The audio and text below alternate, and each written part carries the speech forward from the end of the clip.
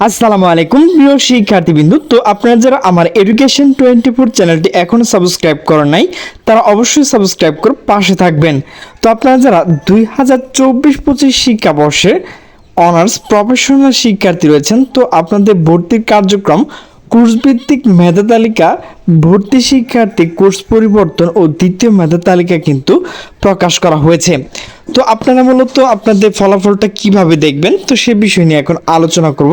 তো আপনাকে যে কাজটি করতে হবে, আপনার হাতে থাকা স্মার্টফোনে SMS অপশনে গিয়ে আপনাকে টাইপ করতে হবে NU স্পেস, এরপর টাইপ করবেন ATHP স্পেস, এরপর আপনার রোল নাম্বার, এরপর আপনি পাঠিয়ে দিবেন 16222 নাম্বারে। আর আপনি যদি ওয়েবসাইটের মাধ্যমে দেখতে চান তাহলে কিন্তু অবশ্যই আপনাকে রাত 9টার পর জাতীয় বিশ্ববিদ্যালয়ের যে ওয়েবসাইট রয়েছে, তো সেখানে ঢুকে কিন্তু আপনি আপনার ফলাফলটি দেখে নিতে পারবেন।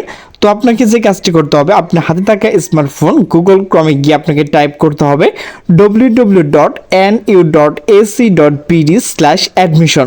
তো এইটুকু লেখার পর আপনি সার্চে ক্লিক করলে কিন্তু আপনি আপনার রেজিস্ট্রেশন এবং রোল নাম্বার দিয়ে কিন্তু আপনার ফলাফলটি দেখে নিতে পারবেন।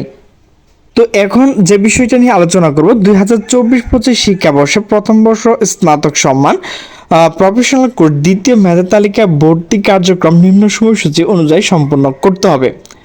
তো প্রথম মেধা তালিকা ভর্তিকৃত শিক্ষার্থীর মধ্যে যাদের কোর্স পরিবর্তন হবে তাদের পরিবর্তন কোর্স ভর্তি ফর্ম এর PDF কপি সংগ্রহ করতে হবে। উল্লেখ্য, যে কোনো শিক্ষার্থীর কোর্স পরিবর্তন হলে তার পূর্বে কোর্স ভর্তি বাতিল হয়ে যাবে এবং পরিবর্তিত কোর্স তার ভর্তি নিশ্চয়ন করতে হবে। তবে কোনো শিক্ষার্থী কোর্স পরিবর্তন না হলে তার পূর্বে কোর্স ভর্তি বহাল থাকবে। এটা নিয়ে আপনাদের চিন্তা করার কোনো কারণ নেই। কোর্স পরিবর্তন ফর্ম সংশ্লিষ্ট কলেজ কর্তৃপক্ষ অনলাইন নিশ্চয়ন করতে হবে না। কোর্স পরিবর্তন ক্ষেত্রে শিক্ষার্থী কোনো ফি প্রদান করতে হবে না। তো প্রিয় শিক্ষার্থীবৃন্দ, তো এটা কিন্তু অবশ্যই আপনাকে করতে হবে। আজ থেকে মূলত শুরু হবে এবং নভেম্বরের 2 তারিখের মধ্যে কিন্তু আপনাকে শেষ করতে হবে।